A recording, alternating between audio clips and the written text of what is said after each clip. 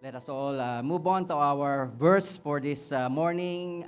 Luke chapter 19, verse 41 to 44. Amen. And if we are ready, let's all read it with understanding. 3, 2, 1, go.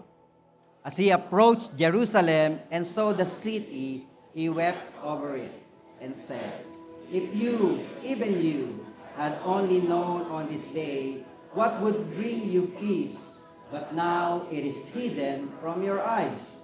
That you had only known these enemies will build an embankment against you and encircle you and hem you on every side.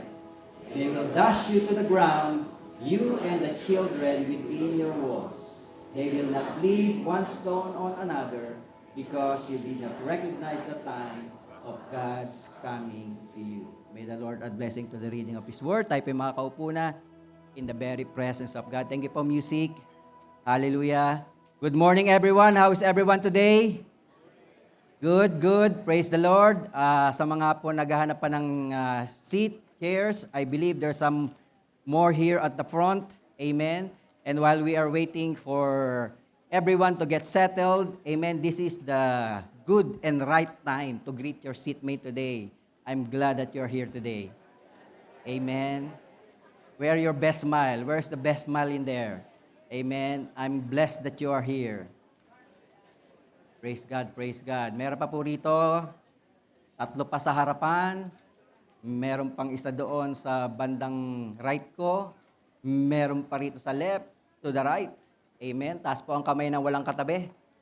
Praise the Lord, praise the Lord. Praise God. Hallelujah. Today is the last Sunday of March. Amen.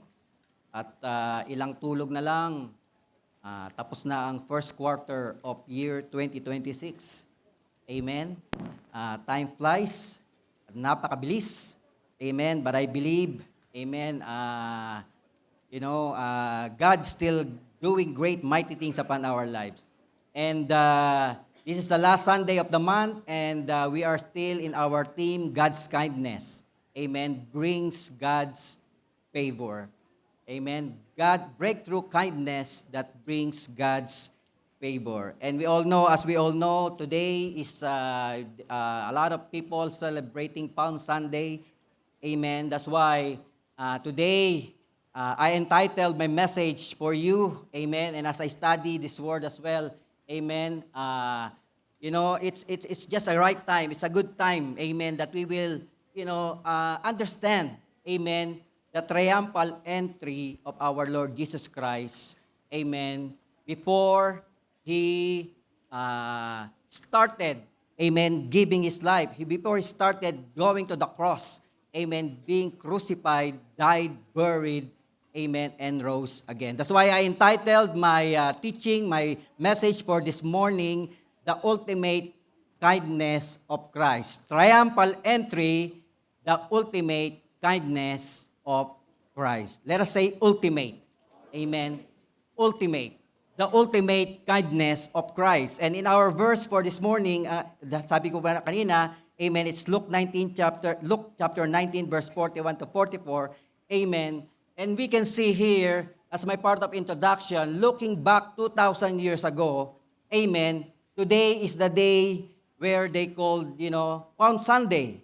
Sabi ko nga po, amen, today is the day, 2,000 years ago, today is the day where they were called Palm Sunday. Amen. And in the verse that we have read in Luke chapter 19, verse 41 to 44, amen, studying the context of that verse, when you study Luke 19, amen, Luke 19 marks the highlight of Jesus' journey towards Jerusalem. Amen. When we read about Luke chapter 19, makikita po natin it's the story about the Lord Jesus Christ entering Jerusalem. Amen. And, it's not just an ordinary day. It's not just a regular day for God, but it is a special day because God is seeking and saving the lost. Amen. What will happen to Him when He reached Jerusalem, amen, is that He will fulfill His mandate, His task, His assignment that the Father has given Him, amen, to seek and to save the lost. Amen.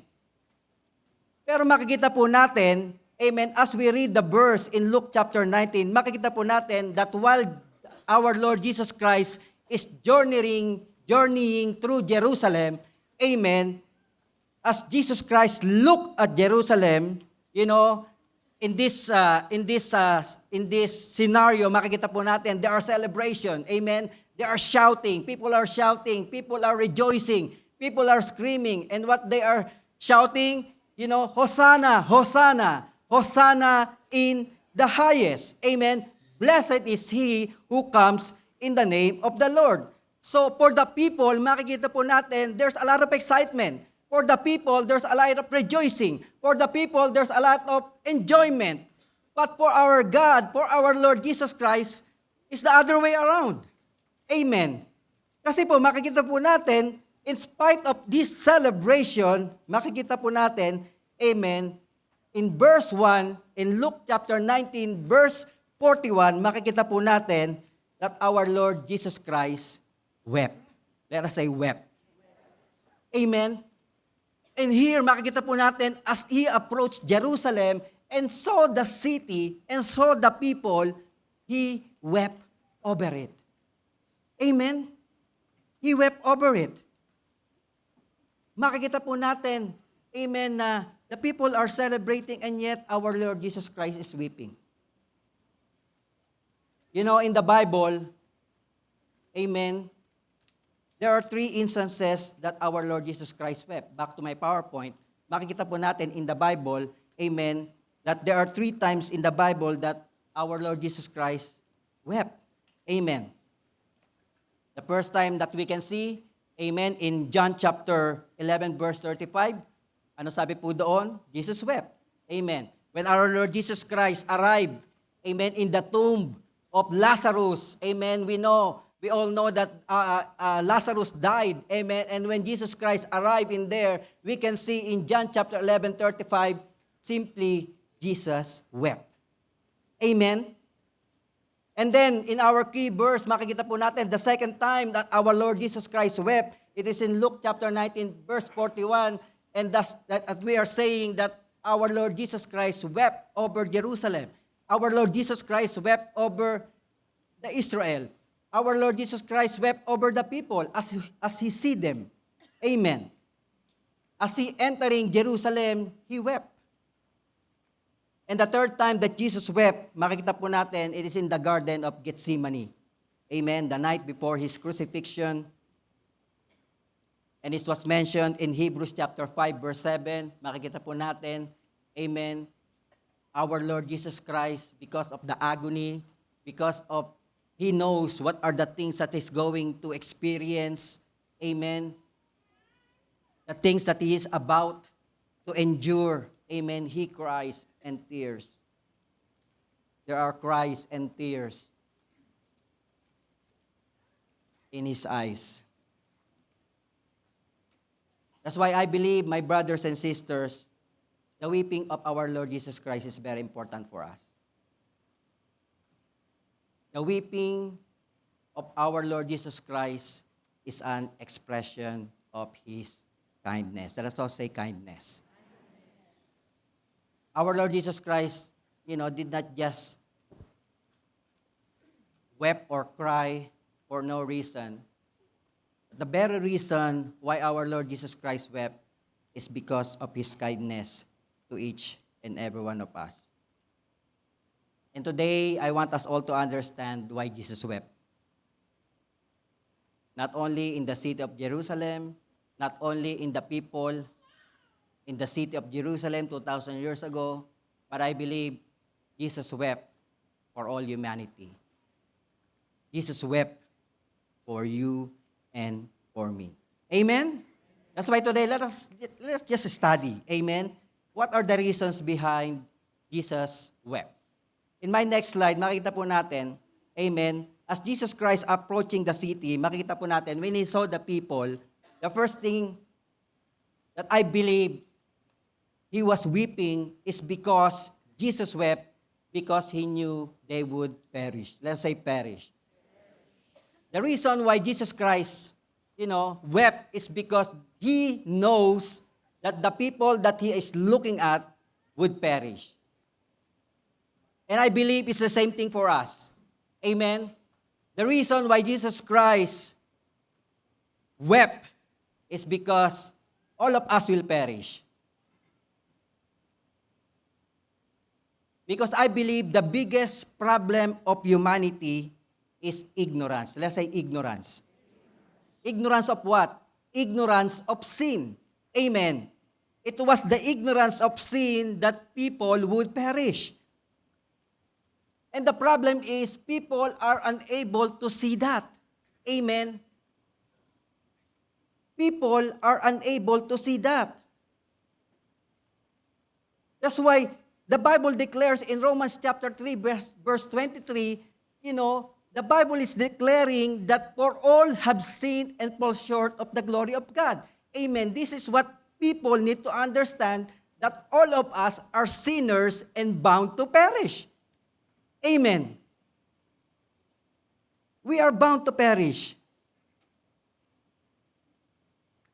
And no matter, where you belong, no matter what kind of parents you are, amen, whether your parents is a Christian or not, it doesn't matter.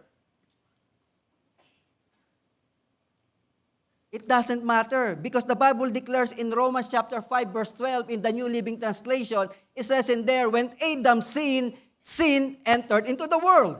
Amen. And Adam's sin brought death, so death spread to everyone, for everyone is sin. For everyone sin. So everyone is sin.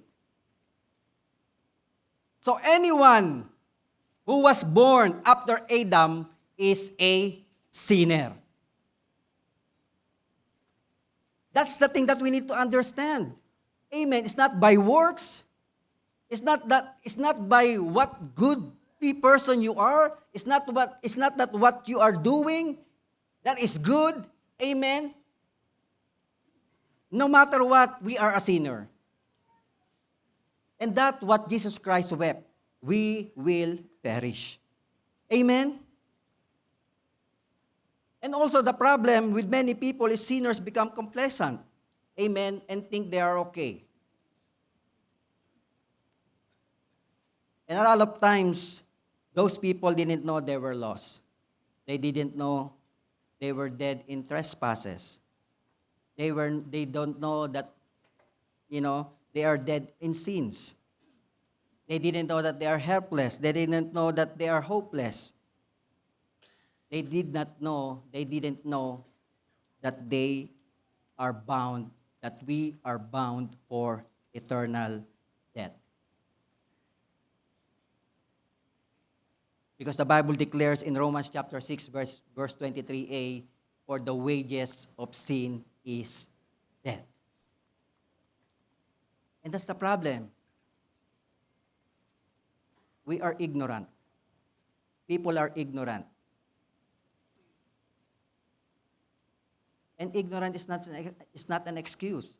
I remember there's one driver who was driving around the city and suddenly, amen, he was pulled over. For speeding.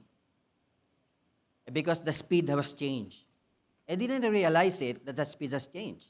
So now he was pulled over by the policeman, amen, and the policeman saying, oh, your speed is this, higher than what it says. And he told the police, no, the speed here is like this. No, it's not.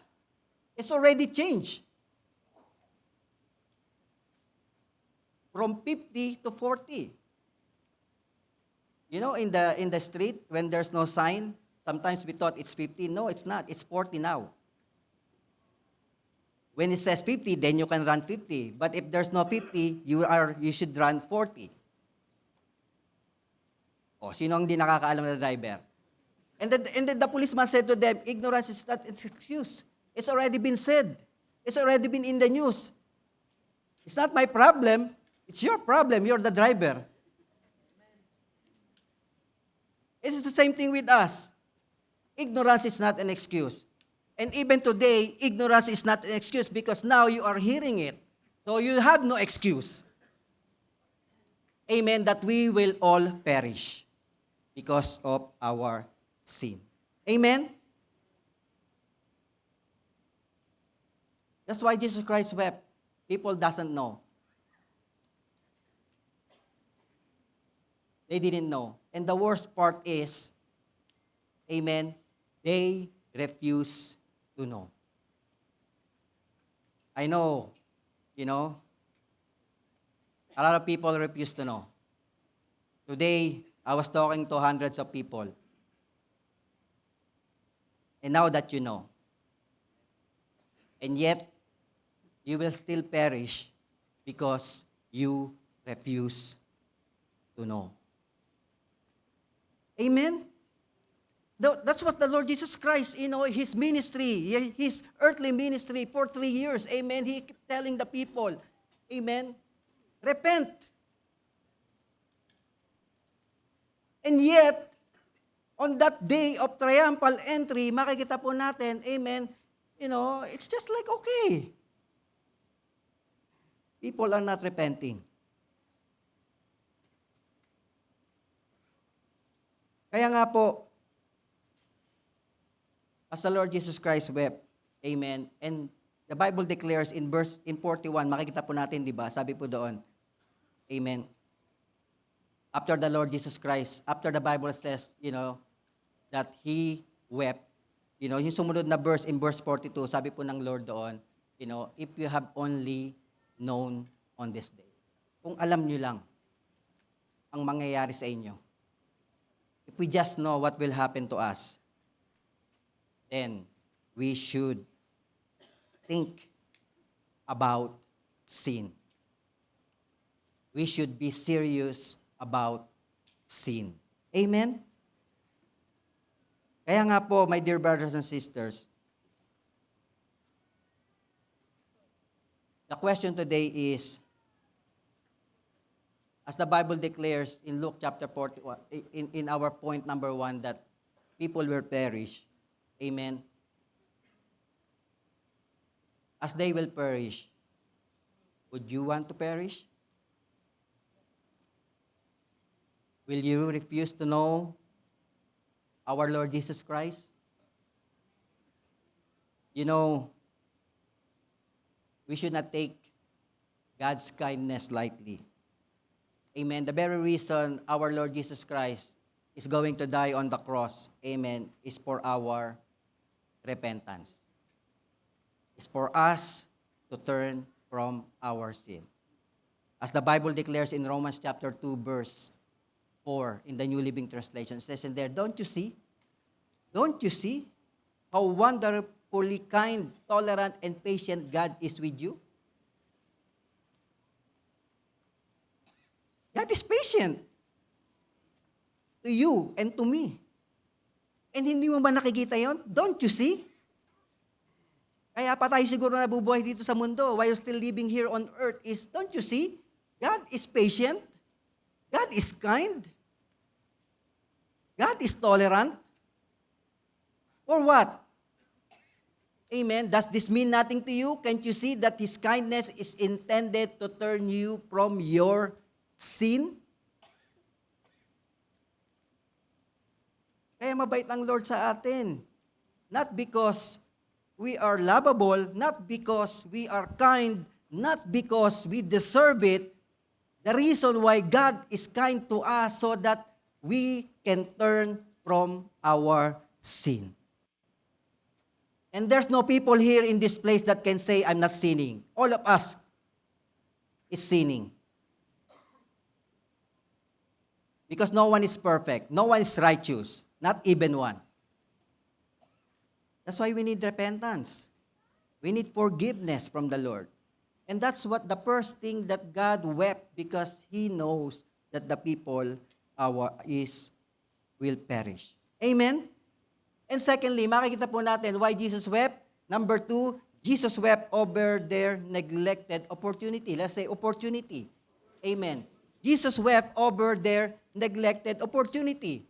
I believe in my heart, amen, that everyone will be given an opportunity by God. Because no one can say in front of God, amen, that I did not hear it. No one. Every one of us will given an opportunity. Every people, every person in this world will given an opportunity. And the problem is, we already have given opportunity and yet people neglected it. That's why Jesus wept. Amen. You know, in Genesis chapter 6 verse 3, makikita po natin, this is a story about Noah when he built the ark. Amen. And the Bible declares, the Lord says, you know, my spirit will not contend with humans forever, for they are mortal. Their days will be 120 years. Amen. This is the time when Noah is building the ark. And Noah, while he's building the ark, makikita po natin, he preached to the people, repent. Amen. And kung pag-aaralan po natin, many scholars study this verse, amen, many scholars saying that the 120 years that the Bible is saying here is not about the life of a person, the lifespan of a person. Amen. The 120 years that the Bible is saying here is 120 years of warning. It is a countdown. Amen. It is a countdown from God, 120 years for you to repent, for you to realize your sin, for you to grab the opportunity to repent. 120 years. Imagine that. It's more than a lifetime of a person. And yet, for that 120 years that Noah is preaching, no one listened. Everyone neglect the opportunity. Right? Except, of course, for his family. But imagine, 120 years of warning, no one listened. We all come to church every Sunday, to PRM, to Bible study. You know? And God, we know God hates sin. And yet, we still keep sinning. And now, God is giving us the opportunity, amen. God is giving us the opportunity to realize our sin. And you know, in the time of Noah, neglected opportunity, amen, resulted in destructions. My prayer is we don't neglect that opportunity. Because we all know, amen, it will lead to destruction. You know, in Revelation chapter 2, verse 21, amen, sabi po doon, there's a woman that the Lord Jesus Christ is speaking of here, a woman in Thyatira, amen. And the Bible says, you know, I have given her time to repent of her immorality, but she is unwilling. A lot of us are willing. Yung iba, you know, kasi yung iba natatakot pumunta sa EGR. Why? Bakit natatakot ka? Natatakot kang mabago? Natatakot kang yung kasalanan mo ma-expose? Why people are afraid? Why people are willing? Amen? And here is the same thing. I have given her time to repent of her immorality, but she is willing. It's not just immorality, everything. God is given us time to repent of our sin. But a lot of people are unwilling. Amen. A lot of people in this world are unwilling. I remember when I was young, amen, there's my cousin, you know, let's go to Bible study. He doesn't want to. Why? You know his reason? Kasi yung pag-iinom niya, mawawala. He knows. He knows. Sabi niya, ayokong umaten kasi pagka umaten ako ng Bible study, hindi na ako makakainom. Okay ah. Pipiliin mo pang mag-perish rather than to drink? Amen. Kaya, that's a problem. Amen. A lot of people, even in the church, they are unwilling. But because of God's kindness, amen, He is patient. He is patient. He is patient in us. Amen. In 2 Peter chapter 3, verse 9, in the NIV version, support that. And the Lord is saying to you and to me, the Lord is not slow in keeping His promise, as some understand. Slowness. Instead, He is patient with you, not wanting anyone to perish, but everyone to come to repentance. Tell it to your seatmate, God is patient with you. To the left, to the right, tell them, God is patient with you. God is patient with us. It's just not slow. Baka mamaya, ikaw pa yung nagpapadelay ng pagbalik ni Lord eh. Right? The Lord wants to come back now, but He is patient with you. He wants you to repent. Amen. Today, I believe all of us has given opportunity. Amen? Opportunity to come in repentance.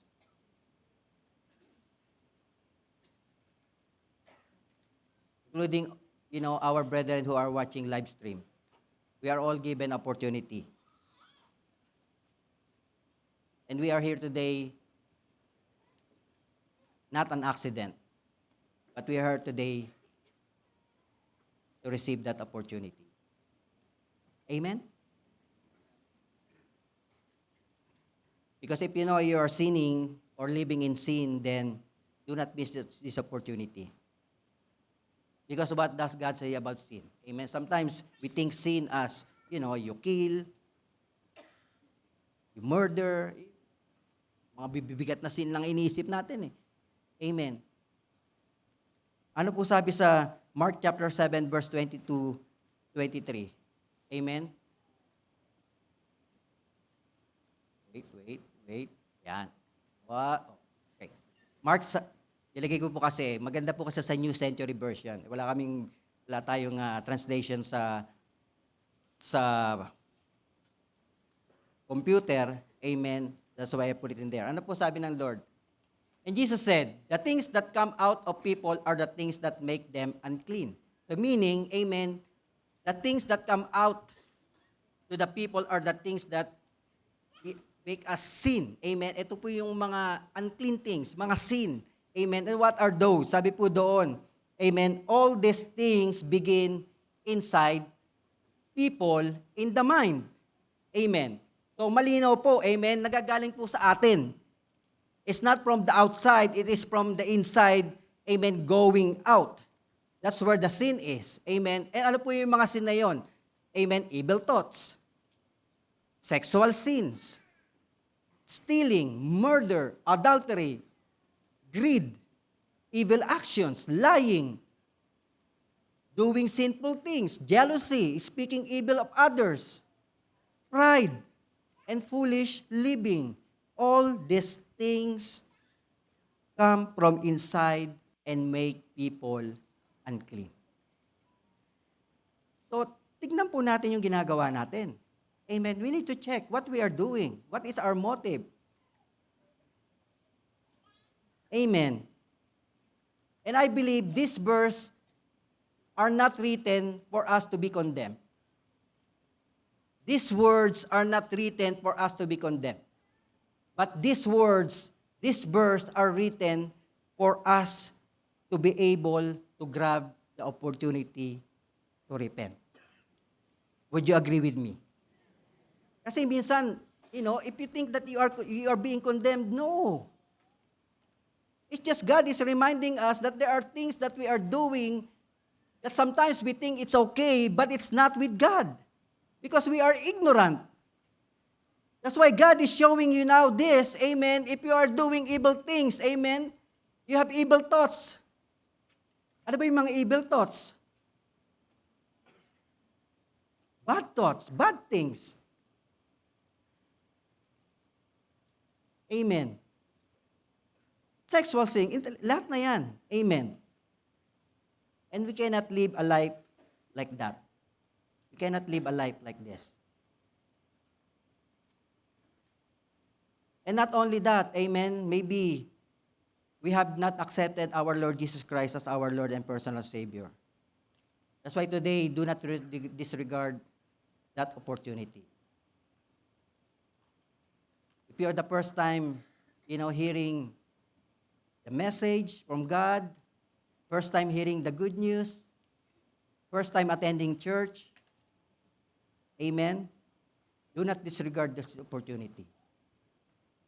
Because the Bible declares in Romans chapter 10, verse 9, amen, sabi po doon, if you declare with your mouth Jesus is Lord and believe in your heart that God raised him from the dead, you will be saved. We need our Lord Jesus Christ into our life. We need to receive the Lord Jesus Christ into our heart so that we can be saved and not perish. That is the opportunity for each and every one of us. Amen?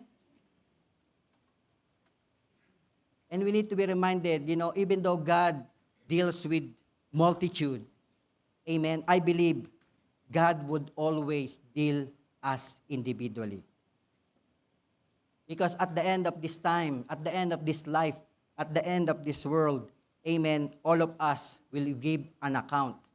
Each of us will give an account, as the Bible declares in Romans chapter 14, verse 12. It says in there, so then each of us will give an account of ourselves to God. So whatever we do, it's not about your spouse, not about your husband, it's not about your wife, it's not about your children, it's not about your parents. It is you. You will give an account of what you did here on earth. You will give an account. Amen. And many people have neglected that opportunity. And I believe many people as well will neglect that opportunity today. Opportunity to save from their sins. But for us who are listening, but for us who hear that message, amen, what will we do for that opportunity? Will we acknowledge our sin and come to Jesus before it's too late? It is your decision. Because one day, it is you who will face God face to face and give an account of what you have done here on earth. I cannot vouch you anymore. I've done my part. I shared it.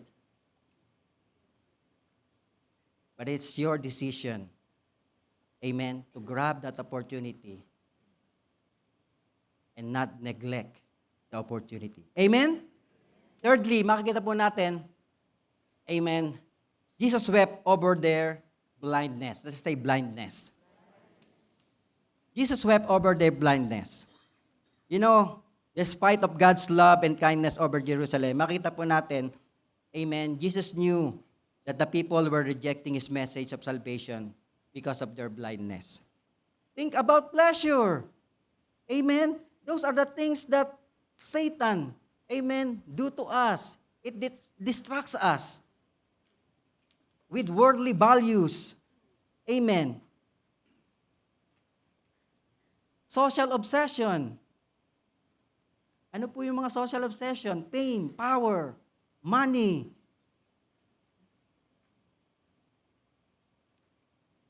He blinded us so that eternal matters will be ignored.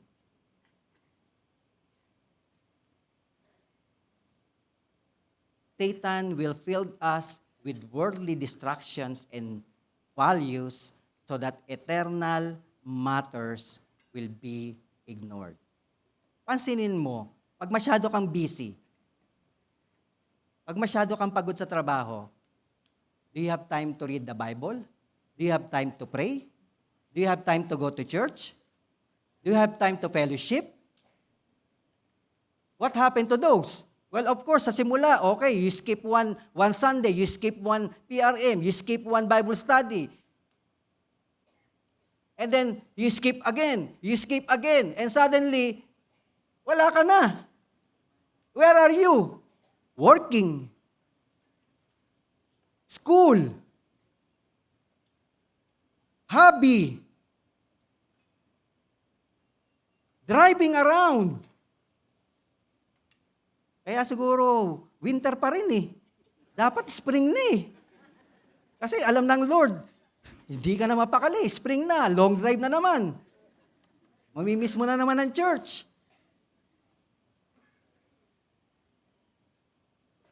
Am I right? Oh, palakpan natin ang Diyos. Amen? Worldly distraction and values. Ano pa ba? What else? What are the methods of Satan for our spiritual blindness? Amen? Deception and false beliefs. Amen? Mag-iingat po tayo rito. Amen? Deception and false belief. Satan will inject false belief in us. Amen? Kaya yung pinapanood natin sa YouTube, the things that we watch in YouTube, the things that we watch online, amen, we need to be careful because there are deceptions and false beliefs in there. Not everything are good. Not everything are right. Amen. Everything that we read, the books that we read, amen, sometimes, deception, that's why it's deception. Kaya nga deception eh, you don't know. It feels good, you think it's good for you, amen, but it's deceiving you. Amen. Kaya nga po ano pa yung mga deception? Ano yung mga false beliefs? Like for example, universalism. What is universalism? Amen. That the idea that all people will be saved regardless of their faith. That's universalism. Kaya okay lang. You can sin. Because you save anyway. Kaya nga yung once saved, always saved. Di ba? Ano pa ba yung mga other beliefs, mga false beliefs? Legalism. May universalism, may legalism. What are legalism? Amen? Legalism is adding human works to salvation. Or using grace as an excuse for sin. That's legalism. You're using your grace. Mabait naman ang Lord eh. Patatawarin niya naman ako. Pwede ba yun? That's why Paul said to the people, should you continue sinning because of the grace of God? Okay lang ba sa Lord yun? And the number one thing that God hates is sin. And then you're telling me, amen, that it's okay to sin because there is a grace of God anyway? That's legalism. Kaya mag-ingat po tayo sa deception and false beliefs. Next is hardening hearts against the gospel. Hardening hearts. Let's say hardening hearts. Amen. Satan is hardening our hearts. How does he harden our hearts? How he hardens people's heart? Well, he manipulates people to feel comfortable in sin. Komportable ka na sa sin, okay lang, wala naman nakakakita. Diba, young people? The things that you watch, the things that you do,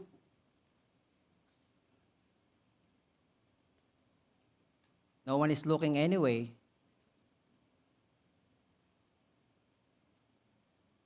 Now we become comfortable with our sin. Amen? That's why hardening hearts. Kaya nga po, we need to aware of all this devil's tactic in our life. Always remember, amen, the Bible declares in John chapter 10, verse 10a, amen, the enemy, the devil, comes to steal, to kill, and to destroy. That is purpose.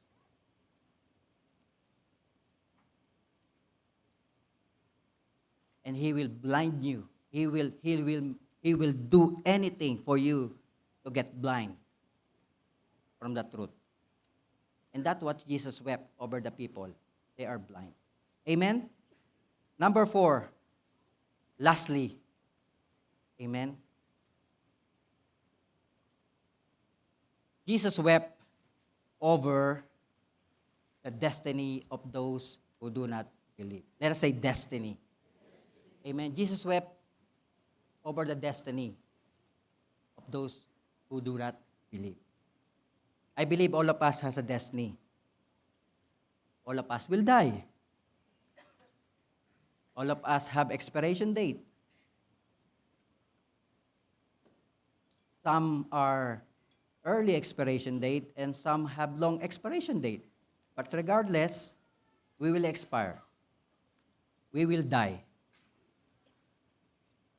As some people are afraid of death. But let me tell you today, death is a non-negotiable appointment.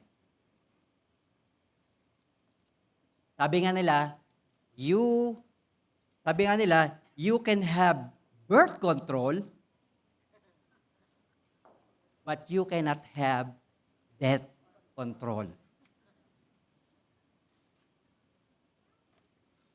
Right? Pwede mo maprevent yung birth eh. Pero ang death, you cannot prevent death. And after this life here on earth, after we die, amen, where are we going? Because the Bible declares in Hebrews chapter 9 verse 27, just as people are destined to die once and after that to face judgment, we will face judgment. Amen? God will judge us. Where are we gonna go?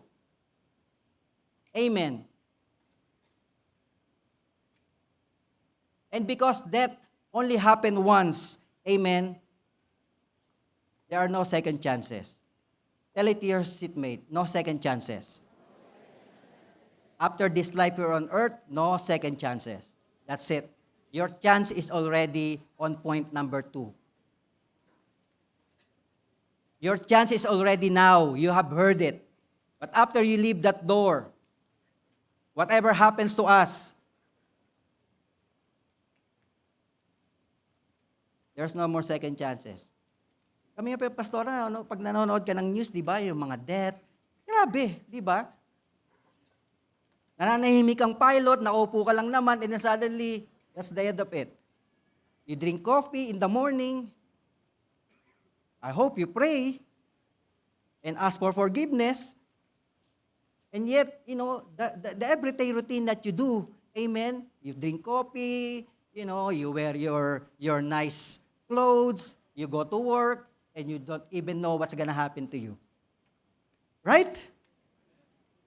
And after that, there's no more second chance. Because we will face judgment.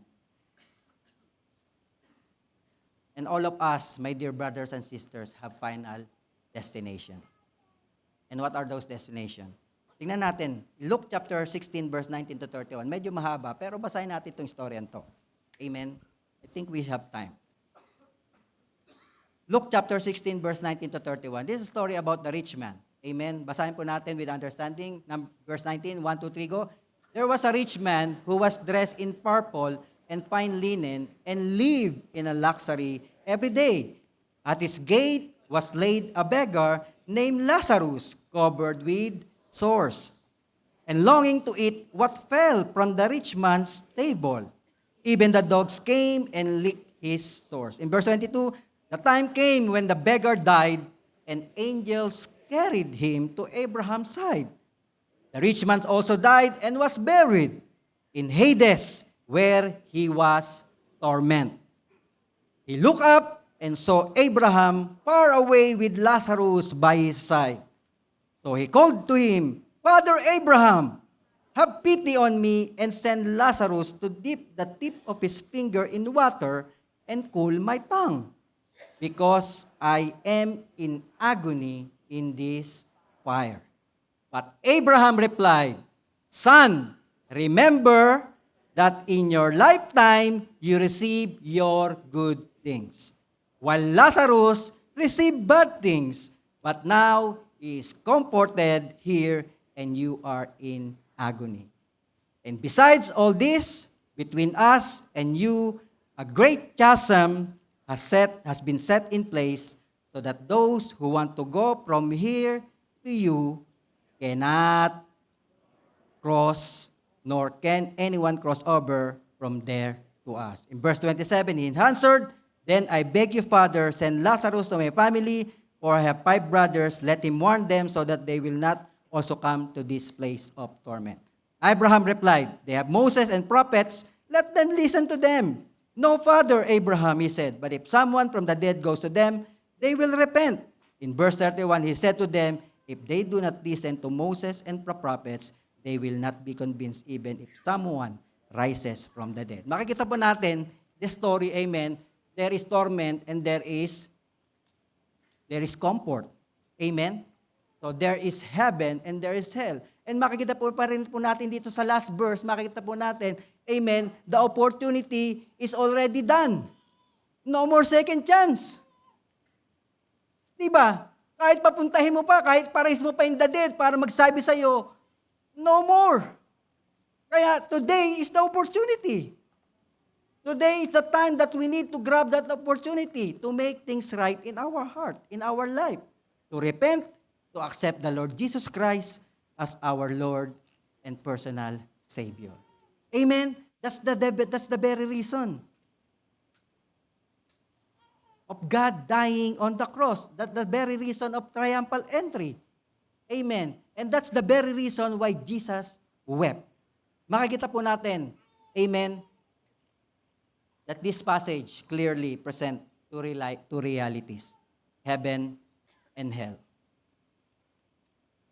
And Christ repeatedly warned His followers. Even 2,000 years ago, the Lord Jesus Christ kept warning the people, amen, His followers, that there is judgment to come.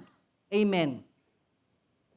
Ano po yung confirmation na yon? Matthew chapter 25, amen, in verse 31 to 33 and even 41 to 46. Sabi po doon, when the Son of Man comes in His glory and all the angels with Him, He will sit on His glorious throne. All the nations will be gathered before Him, and He will separate the people one from another, as shepherds separate the sheep from the goat. Let's pause in there. Amen. So when all the nations come before God, amen, He will separate people. Amen. He will separate people. In verse 33, sabi na doon, He will put the sheep on His right and the goats on the left. Amen. So, what do you want to be? Sheep or goat? Tingnan natin dito. And then in verse 34, then the king say to those who on his right, the sheep, Come, you who are blessed by my Father, take your inheritance, the kingdom prepared for you since the creation of the world. Amen. And then in verse 41, jump po tayo sa verse 41, then He will say to those on the left, sino yung nasa left? The goat. Amen. Depart from me, you who are cursed, into the eternal fire prepared for the devil and his angels. Amen. So ano yung lugar na yun? What are those places? Amen. And then in verse 46, then they will go away to eternal punishment, but the righteous to eternal life. Amen. So, we need to think about our destination. Amen. We don't just think about the life here on earth. We need to think where we want to be after this life.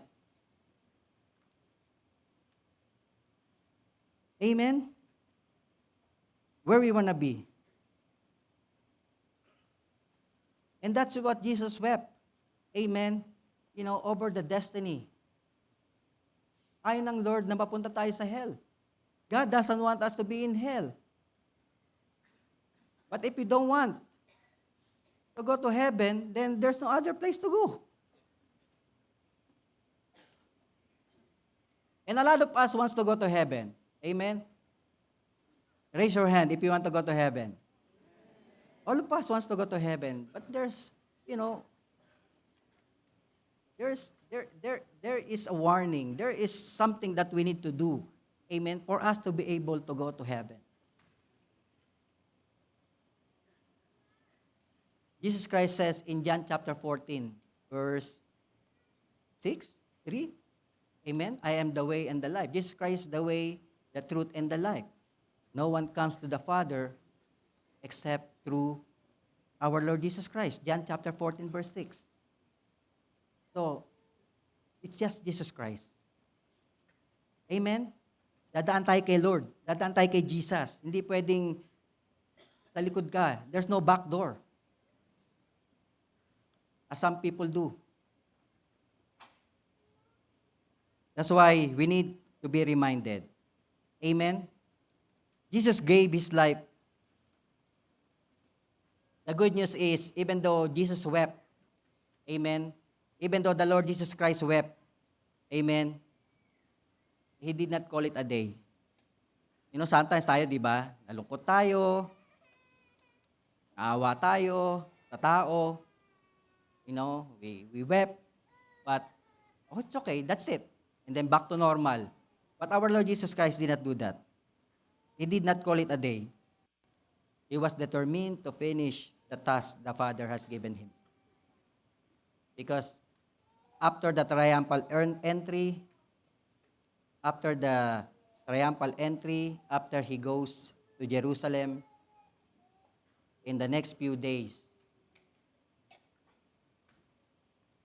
He will be crucified. In the next few days, there will be Good Friday. I know yung mga actor natin dyan, excited na. This coming Good Friday. Amen? But our Lord Jesus Christ is determined to go to that cross.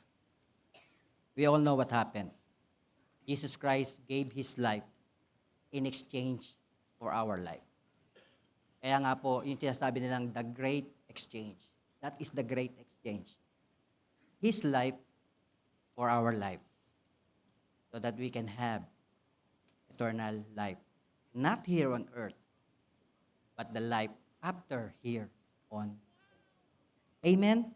Kaya nga po, God gave that to us. And the Bible declares in John chapter 3:16 that whosoever believes, whosoever, amen, kung sino man. And God knows that not everyone will believe, but those whosoever believes shall not perish, but have eternal life.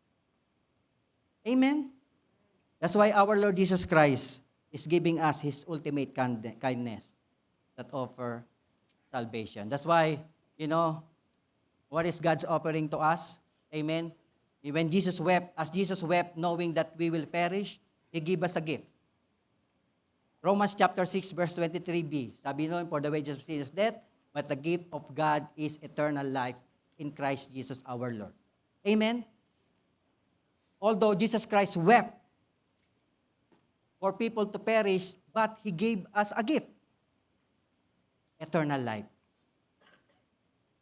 As Jesus wept over our neglected opportunity, of course, amen, sometimes we miss that opportunity. But today, God is giving us mercy. He shows us mercy.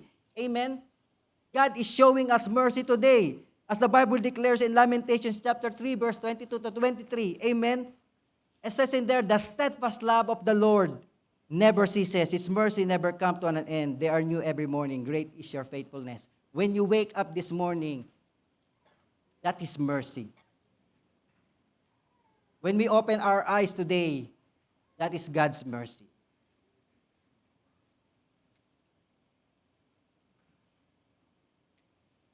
What other God's offering to us? As Jesus wept over our blindness, He provided us strength. Of course, sometimes we are weak. But God is giving us kindness. But God providing us strength. 2 Timothy chapter 1 verse 7 says in there, in the New King James Version, for God has not given us spirit of fear, but of power and of love and of a sound mind. Amen? As we continue to obey God, He will give us strength. Of course, there are times that we become weak. Amen. But God is giving us the power. God has not given us the spirit of fear, but of power and of love and of sound mind. Kaya, amen, yung pag-iisip natin. Sound mind, tama. Our decisions become right.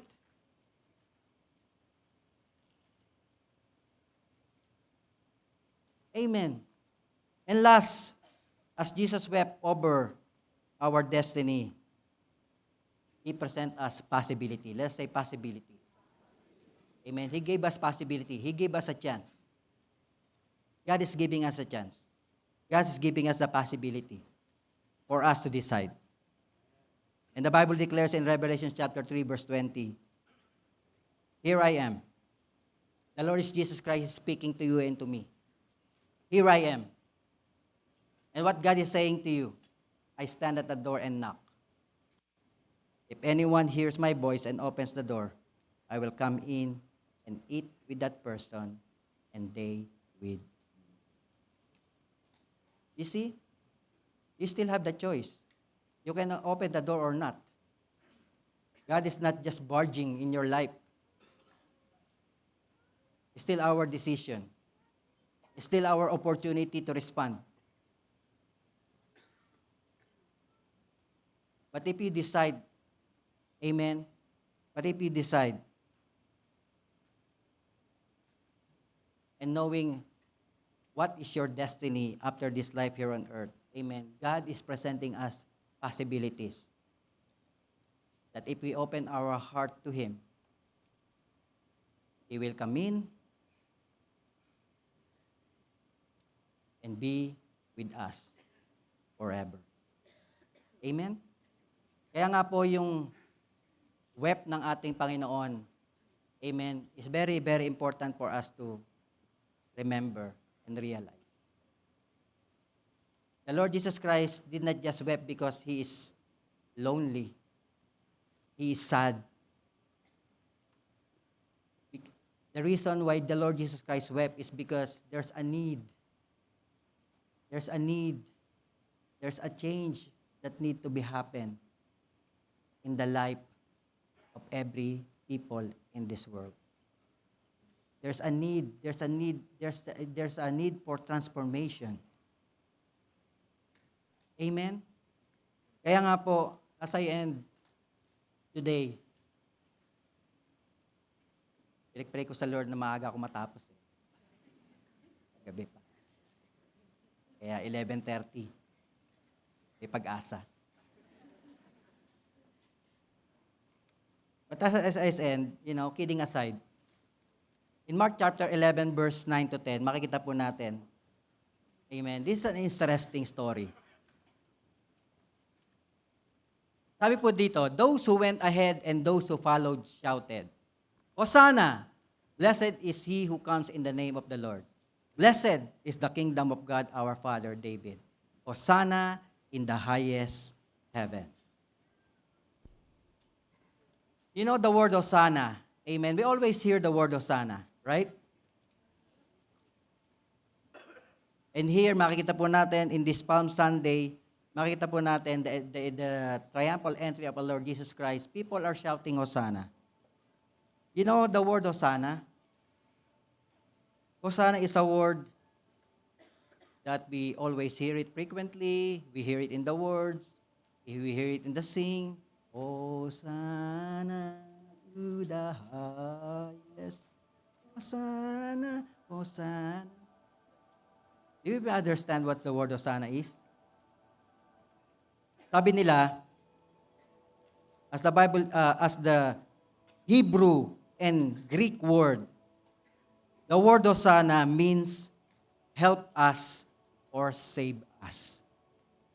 So when you say Hosanna, it's not about rejoicing.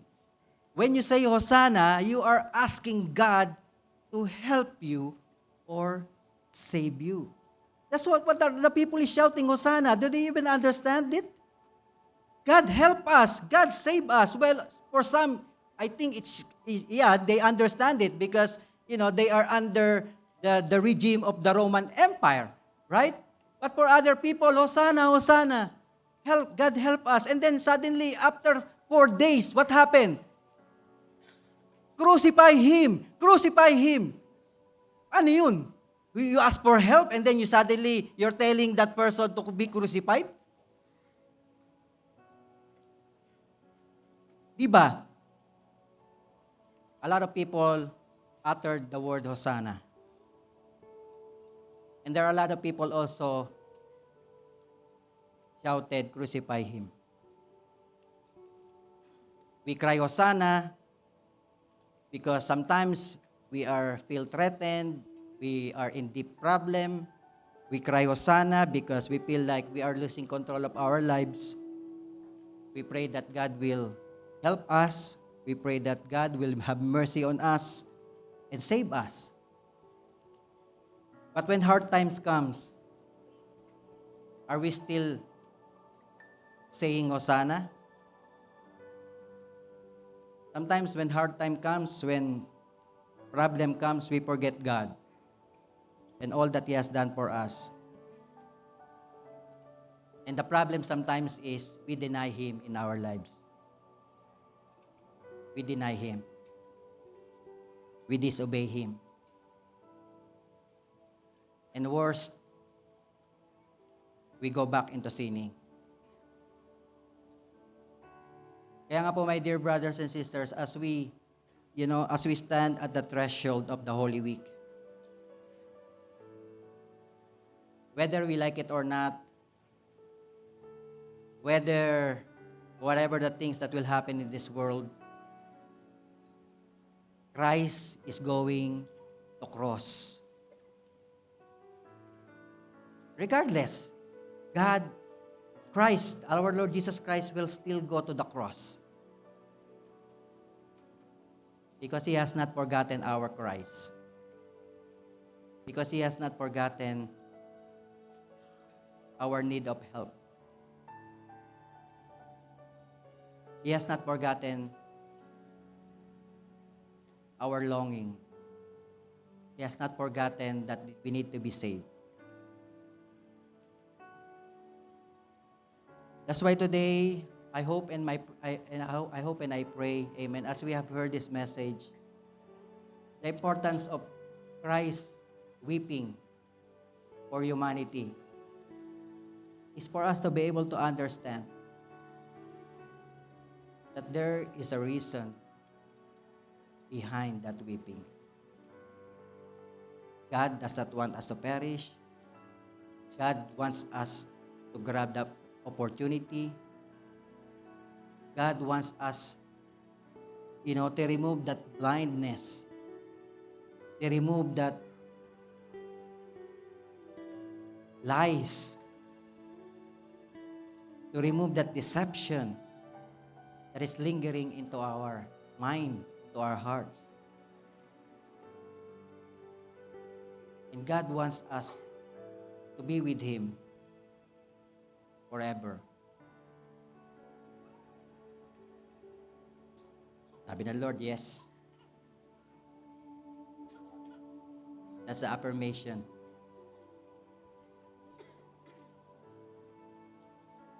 Kaya nga po,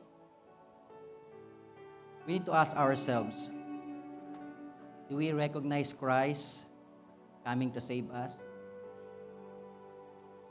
Do we recognize the reason why God go to the cross and die is to save us? And if you believe, as my last point here, let us allow ourselves to be transformed as we encounter the passionate kindness, the passionate suffering, the passionate grace, the passionate love, and the passionate forgiving of our Lord Jesus Christ. That should be our desire today, to be transformed as we encounter the Lord Jesus Christ into our Amen? Kaya nga po, let's all stand in the very presence of God. Hallelujah, hallelujah. I know all of us have many shortcomings. No one is righteous, not even one. But I believe God is a God of second chance. And He wants us to be right with Him. That's why today, if we can bow down our heads and close our eyes, I know the Holy Spirit is speaking to you at this moment of time while you are listening to the Lord's message. And sometimes, we are ignorant, we refuse to know, or sometimes we just neglect the opportunity. We are so busy in this world. We are so busy with our job. We are so busy with our school.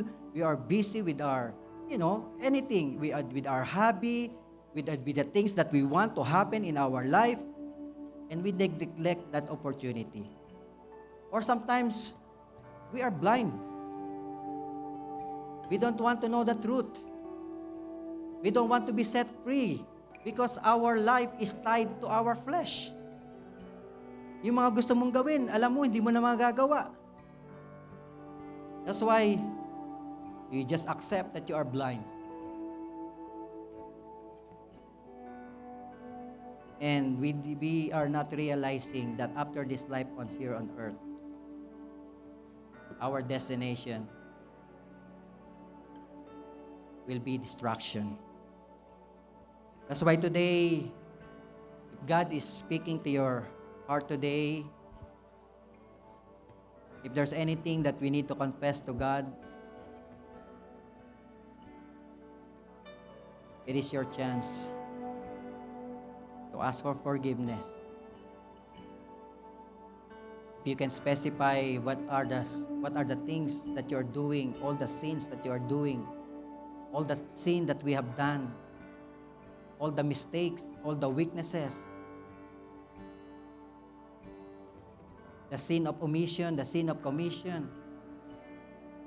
As the Bible declares in James chapter 4 verse 7, the things that you need to do, you ought to do, the things that you ought to do, the right thing to do, and you did not do it, it is a sin from God. It is a sin to God. Amen? It's right, but you did not do that. But if you do not do it, then it is a sin already. That's why today, ask God for forgiveness. And ask God to heal you, to make your heart clean. Is there anything that you need to confess to God? Renounce it.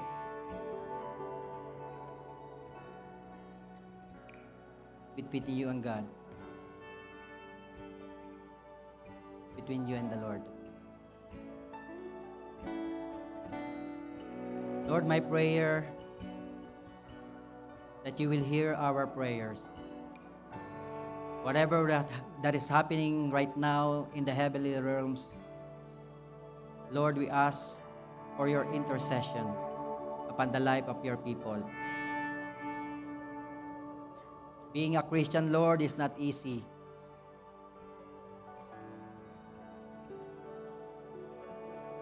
Acknowledging our mistake is not easy. Acknowledging our sin is not easy, Lord. But I know through your power, O God, we can overcome any sin that's still lingering into our hearts today.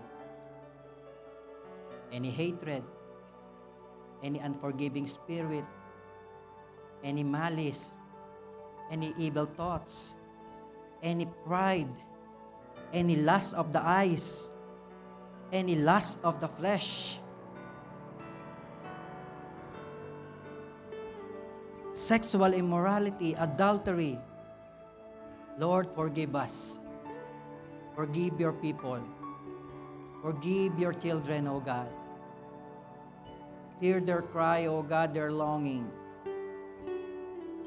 And we declare, O God, and believe, O God, as you have said in 1 John 1:9, that if we confess our sin, you are just and faithful to forgive us and cleanse us from all of our righteousness. That's why, Lord, thank you. I know, O God, that you have forgiven your children today. And before we sing a song, allow me to lead you in this simple prayer. Lord Jesus, I acknowledge that I am a sinner. Forgive me of all my sin, Lord. Cleanse me from all of my unrighteousness. Purify my heart. Create in me a clean hand and a pure heart. And renew a right spirit within me. And today, Lord, I invite you to come into my heart. Be my Lord. Be the master of my life. Help me, Lord, to live a life that is pleasing unto you. In Jesus' name, amen and amen. Praise the Lord. Hallelujah, hallelujah. Let us sing one song to the Lord.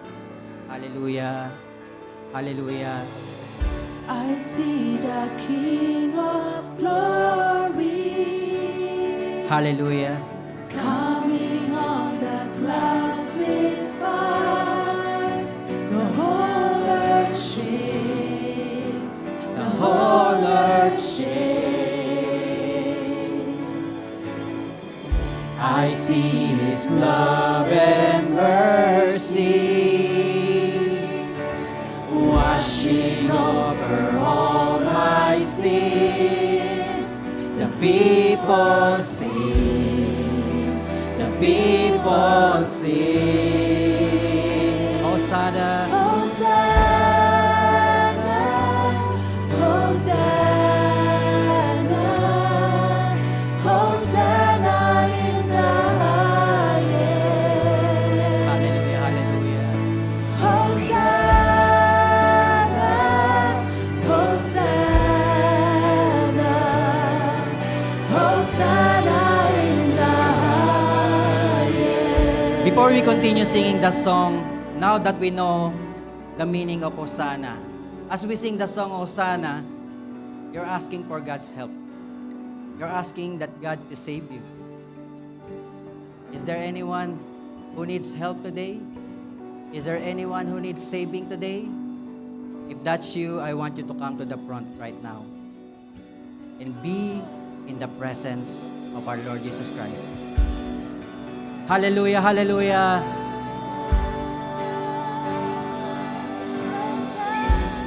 Oh, hallelujah. I see the King of glory. You need to trust God in this. I know that you need help today. It is only God who can help you. I cannot help you. That's why if that's you today that needing help, I need you to come into the altar of the Lord and plead for His help. Whatever help that you need, whatever saving that you need. Do you need help on your finances? Do you need help on your health? Do you need help on your papers? Do you need help on your job? Do you need help on your school? Do you need help on your relationship? If that's you, then you have to go to God for one. Amen. It is your decision. Going to the front is acknowledging that you need help from God.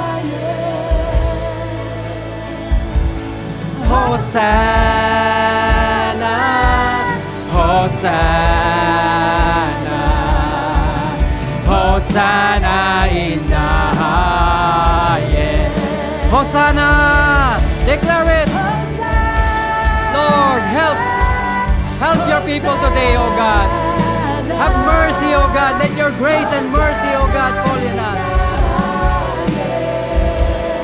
Hallelujah.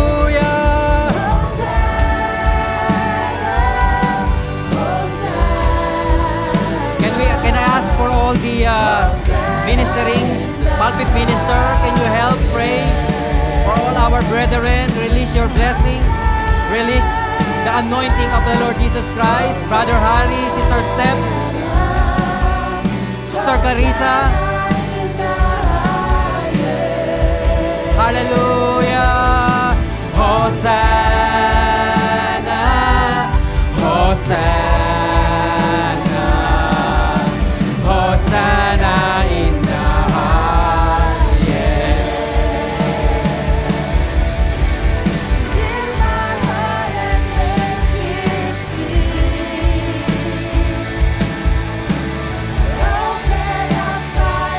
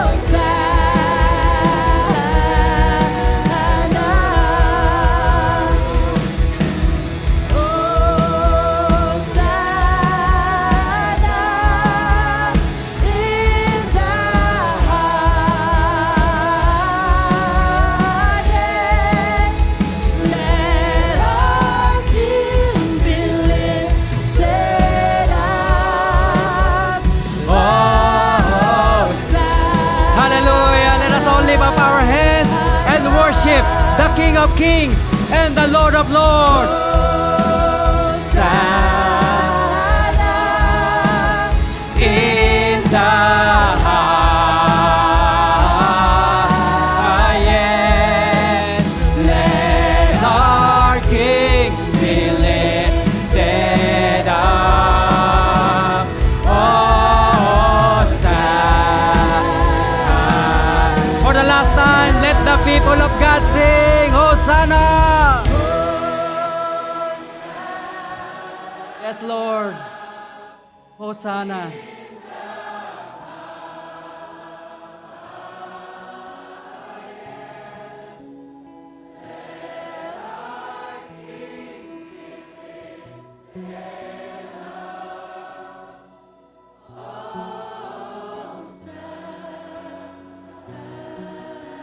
Let our King be lifted up. Let our King be lifted up. Declare it. Let our King be lifted up in my life, in my family, in our church, in this nation. Let our King. Oh, be lifted up. Be lifted up. Let our King be lifted up. Hosanna.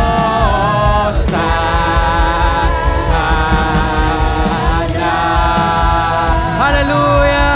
Let us give God a mighty clap of praise. Hallelujah, hallelujah. Thank you, Lord. Hallelujah. Help is on the way. Thank you, Lord. Hallelujah, hallelujah, hallelujah. And let us now lift up our hands as I release the mighty blessings of the Lord. Hallelujah. Lord, you see all these hands right now.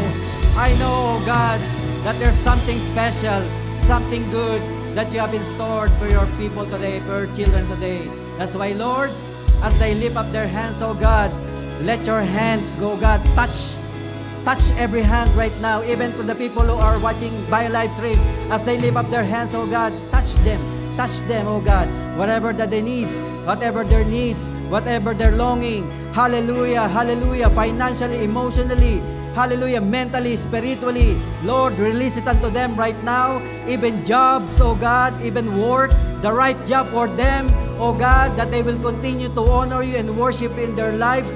Even, Lord, I pray, I release, oh God, Lord, even to their favors, oh God, Lord, their MIA, work permit, hallelujah, hallelujah, even immigrant status, oh Lord, in the name of Jesus, I pray, oh God, hallelujah, that you are now working, hallelujah, to their papers, to their requests right now, in the name of Jesus, because you are our working, miracle working God, in the name of Jesus. And also declare, Lord, your healing over their lives, oh God, heal them physically, Lord, any parts of their body, oh God, that is not right, that is not functioning properly, release your healing right now, because by the blood of Jesus, we are healed. We cancel sicknesses and diseases upon their physical body right now, in the name of Jesus. And even healing for their finances, healing on their relationship, oh God, in the name of Jesus. And Lord, hallelujah, let your blessing continue to extend, Lord, to our family, to our loved ones, oh God, in the name of Jesus. And Lord, as we declare your goodness and your faithfulness in our lives, we pray that this life will also be used for your glory alone. Hallelujah, that we will be a living vessel, a living testimony to many people, oh God, so that people will not perish, so that people will not be blind, so that people, hallelujah, will grab those opportunities, so that people, all people here on earth will go to heaven in the name of Jesus. That's why, Lord, release and we declare and we seal all your promises upon our lives. We seal it that the devil cannot snatch it out in our lives, that the devil cannot take it away, because you, our God, who is mindful of us. That's why, Lord, receive all the glory, all the praise, all the thanksgiving that belongs to you alone. In Jesus' name, this all we pray. Everybody will say, Amen and Amen. God bless you all.